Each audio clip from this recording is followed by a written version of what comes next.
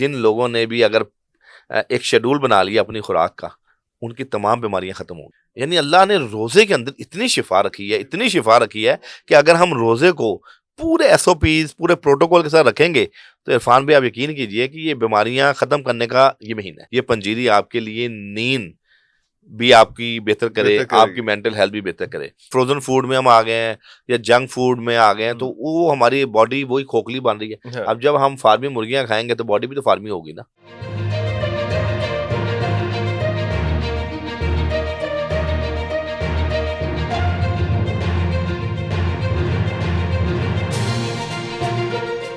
और शायद कहते हैं कि फर्स्ट 3 डेज जो हैं वो जब आप डाइट करने लगते हैं या आप खासतौर पे रमजान का एहतमाम कर रहे होते हैं, पहले 3 दिन जो है ना वो आपकी बॉडी आपको बहुत टेंशन देती है, टॉर्चर, क्योंकि आपका सिस्टम जो है वो आपका चेंज हो जाता है। यहाँ तक आप देख लें कि आपने अगर घड़ी आप बाएं हाथ पे बांधते हैं, आप घड़ी आप दाएं हाथ पे बांध लें तो आप इरिटेट होते रहते हैं, हालांकि क्या फर्क पड़ता है, लेकिन आपका दिमाग कहता है नहीं कुछ गलत हुआ है, कुछ गलत हुआ है। जब तक आप घड़ी वापस उस हाथ पे नहीं बांध लेते आप टेंशन में रहते हैं कि यार ये क्या हो गया मेरे साथ, हालांकि कोई फर्क नहीं पड़ता इससे।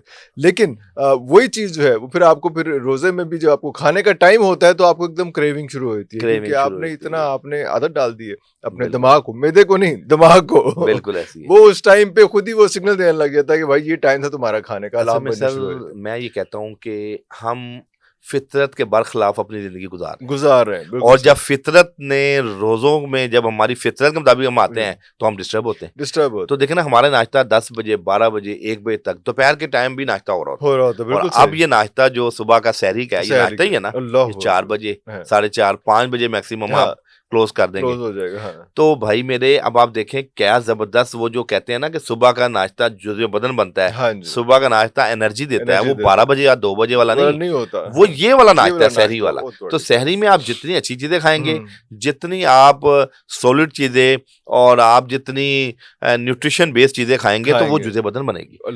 और एक और बात बताऊं आपको कि पानी 10-12 ग्लास मिनिमम हर शख्स को पीना है पूरे दिन में, अफ्तारी से लेके सहरी के दरमियान का मैं टाइम बता रहा हूँ, क्योंकि हमारा ये 16 घंटे की फास्टिंग है अप्रोक्सीमेटली। तो अप्रोक्सीमेटली तो ये कि हमें 12 ग्लास 10 से 12 ग्लास पानी पीना है अच्छा हमारे यहाँ ये भी बड़ा एक अलमिया है कि जैसे ही रोजा खुलता है लोग 2-2 3-3 ग्लास पानी पी लेते हैं। देखिए आपका किडनी जो है ना एकदम उस पर अगर आप बोझ डालेंगे तो वो आपके किडनी के मसाइल बनेंगे। ओके, यानी आपने कोशिश करनी है कि आप एक आध खजूर लें और साथ अपना कोई भी आप कोई घर में दही भल्ले बने हैं, फ्रूट चाट बनी है। अच्छा मैं ये भी कहता हूँ कि फ्रूट चाट की निस्बत है आप एक आध कोई फल डेली लें, किसी दिन आप केला खा लें, मिक्स फ्रूट चाट से बेहतर है कि आप कोई फल डेली खाएं। एक सेब खा लिया, किसी दिन कोई खरबूजा ले लिया, किसी दिन आड़ू ले लिया, किसी दिन आम सेब कोई भी फल मौसमी है वो आप लें। अच्छा मैं रात के टाइम जब आप तरावी पढ़ के आए तो जो लोग समझते हैं कि उन्हें वीकनेस हो जाती है तो उनके लिए मौसम भी बेहतरीन है, वो पंजीरी का इस्तेमाल करें। अरे वाह, दूध के साथ। वाह वाह वाह। जब आप तरावी पढ़ के आते हैं 11-12 बजे आपको भूख लगती है, अच्छा उस टाइम आपने अपनी भूख पे कंट्रोल करना है। अगर उस टाइम अगर आपने कोई चीज, हम आपको पता है कि जो अफ्तारी में पकौड़े बचे हुए, समोसे बचे हुए, वो 11-12 बजे खा रहे होते हैं, तो फिर सहरी आप कैसे खाएंगे? तो बेहतर ये है कि कोसे दूध के साथ आप पंजीरी ले लें, आप बादाम ले लें, कोई खजूर खा लें, किशमिश ले लें, सौगी ले लें, ऐसी चीजें ले लें। उसका ये फायदा होगा, इंजीर ले लें, उसका ये फायदा होगा कि एक तो आपको आपका नर्वस सिस्टम, आपके मसल्स को एनर्जी मिलेगी, आपका ब्रेन शार्प होगा और आपको मार्जिन मिल जाएगा कि सहरी में भी आपकी भूख बहाल रहेगी। और आपने अगर उस वक्त ज्यादा खा लिया तो फिर सहरी नहीं खाई जाएगी। तो बस ये कि मैं ये समझता हूँ कि थोड़ा सा अपनी डाइट पे कंट्रोल करने की ऐसी जरूरत है। और जिन लोगों ने भी अगर एक शेड्यूल बना लिया अपनी खुराक का, उनकी तमाम बीमारियां खत्म होगी। अल्लाह, चाहे वो मैदे के मरीज हैं, चाहे वो लीवर के मरीज हैं, चाहे इम्यूनिटी जिनकी वीक है। आपको पता है रोजा रखने से इम्यून सिस्टम इनहांस होता है। बिल्कुल सही। रोजा रखने से आपकी जो एलर्जी है स्किन की, बहुत से लोग हैं जिनको स्किन में एलर्जी होती है, रोजा रखने से वो भी खत्म हो जाती है। यानी अल्लाह ने रोजे के अंदर इतनी शिफा रखी है, इतनी शिफा रखी है कि अगर हम रोजे को पूरे एसओपीज, पूरे प्रोटोकॉल के साथ रखेंगे तो इरफान भाई आप यकीन कीजिए कि ये बीमारियां खत्म करने का ये महीना है। मुझे बताइए पंजीरी का जिक्र किया आपने, तो पंजीरी किस चीज की बनी हो? पंजीरी में आप जो है ना बेसिकली मुझे तो आप भिजवा देंगे अल्हम्दुलिल्लाह, बाकी लोगों जी को जी बता दें।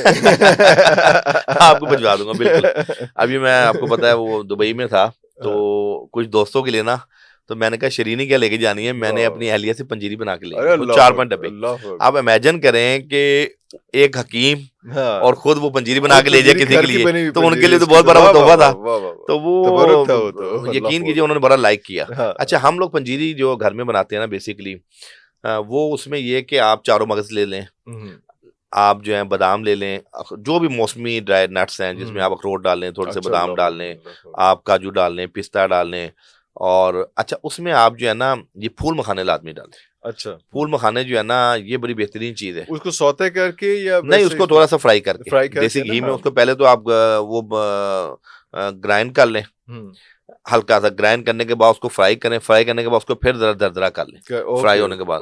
तो वो बल्कि आप उसको उसमें करेंगे ना ग्राइंडर में, तो बिल्कुल वो हो जाता है, बेहतर हो जाएगा, बेहतरीन हो जाएगा। उसको पूरा पाउडर भी नहीं बनाना, नहीं पाउडर नहीं बनाना, वो उसको पंजीरी बेसिकली जितनी मोटी मोटी रहेगी ना वो उतनी इफेक्टिव रहेगी। वाह, अच्छा, उसमें ये होगा कि फिर आप इसको देसी घी में कर लें तमाम चीजों को, उसमें थोड़े बहुत भुने में चने भी डाल लें। अरे वाह, अच्छा, ग्राइंड कर लें काले जो चने, चने आपको पता है घोरों की खुराक है। हाँ, इसके बाद आप इसमें चारों मगज डालेंगे ताकि आपकी खुश्की जाहिल हो, त्रावट बहाल हो। ये पंजीरी आपके लिए नींद भी आपकी बेहतर करे, आपकी मेंटल हेल्थ भी बेहतर करे। अच्छा, इसमें मैं अक्सर ये जो पंपकिन सीड है ये भी डलवा लेता हूँ, और सम टाइम ये सनफ्लावर के बीज भी डलवा लेता हूँ। आप यकीन करें ये जितने बीज है ना ये हमारी खुश्की जाहिल करते हैं, त्रावट बहाल करते हैं, इम्यूनिटी को एनहांस करते हैं। फिर जिन लोगों को कॉन्स्टिपेशन का इशू है, आपकी आंतों की जो प्रोस्टैटिक मूवमेंट है उसको धक्का देते हैं, कुव्वत दोदिया बेहतर होने से स्टूल आपका नॉर्मल पास होता है। और जो कब्ज जैसे मुझे मराज से बच जाता है वो उसको ना बवासीर होगी, ना फिस्टुला होगा, ना फिशर होगा, और ना उसको गैसेज और ब्लोटिंग होगी। तो कब्ज जो है उम्मुल अमराज है, तो ये जो फाइबर है नेचुरल फाइबर है, जब आप ये लेते हैं तो आपकी कई बीमारियां इससे ठीक होती हैं। तो ये पंजीरी बना के घर में आप इस्तेमाल करें, और कई बार हम सूजी भी डाल देते हैं। अरे वाह वाह वाह, सूजी भी उसको में फ्राई करके डाल देते हैं, भुनाई करके, तो आप यकीन करें वो कमाल की बनती है। देसी घी में फ्राई करके, वो इंशाल्लाह आपको पेश करेंगे। अरे अल्लाह, इसी रमजान में इंशाल्लाह आपको पेश करेंगे, और वो बड़ा मजा आएगा आपको। अच्छा, ये 1 चम्मच, ये 1-2 चम्मच ये होती कोसे दूध के साथ, बंदा 3-4 चम्मच, वो आप सही कह रहे हैं। अच्छा, इसमें चीनी नहीं डालनी, चीनी की जगह आपने शक्कर डालनी।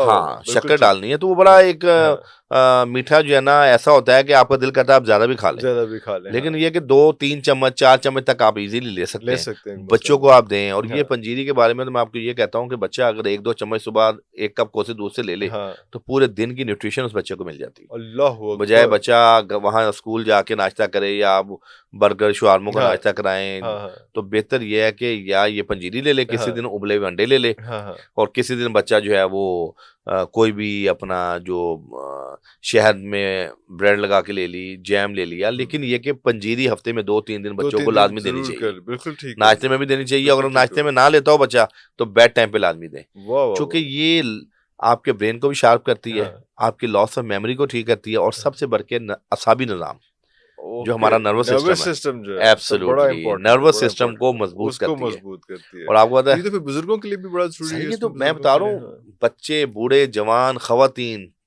ये पंजीरी क्यों बनती थी?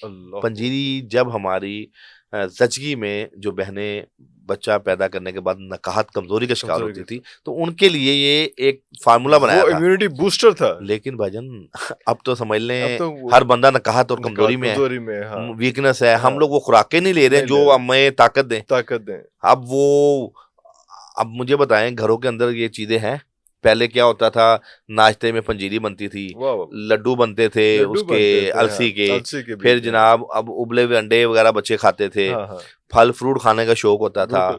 ये अब चीजें, अब वो ट्रेंड ही नहीं रहा। अब तो सब जिसे आप कह लें कि फ्रोजन फूड में हम आ गए हैं या जंक फूड में आ गए हैं, तो वो हमारी बॉडी वही खोखली बन रही है। अब जब हम फार्मी मुर्गियां खाएंगे तो बॉडी भी तो फार्मी होगी ना।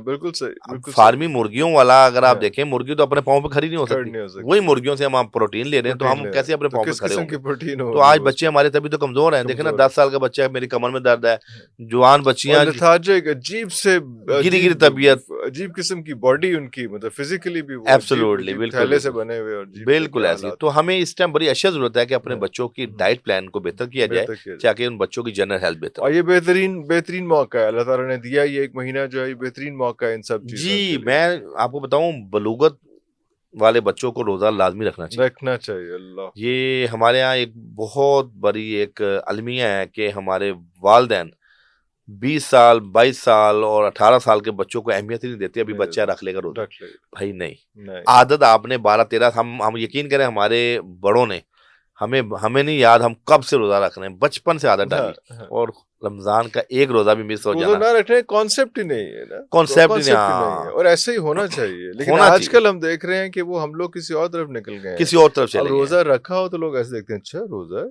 वाह, कितनी कितनी बेबसी है, कितना सर अफसोस का बिल्कुल आप मकाम, सही कह रहे कितने हैं, और ये अफसोस का बड़ा मकाम। अलमिया है हमारा, और बहैसियत मुसलमान हमें चाहिए कि इस मुल्क के अंदर से बीमारियों को अगर ख़त्म करना है हाँ, तो हमें उन असूलों को अपनाना है जो नबी मेहरबान ने और अल्लाह अल्लाह पाक ने रोज़ों की शक्ल में हमें दी है। अल्लाह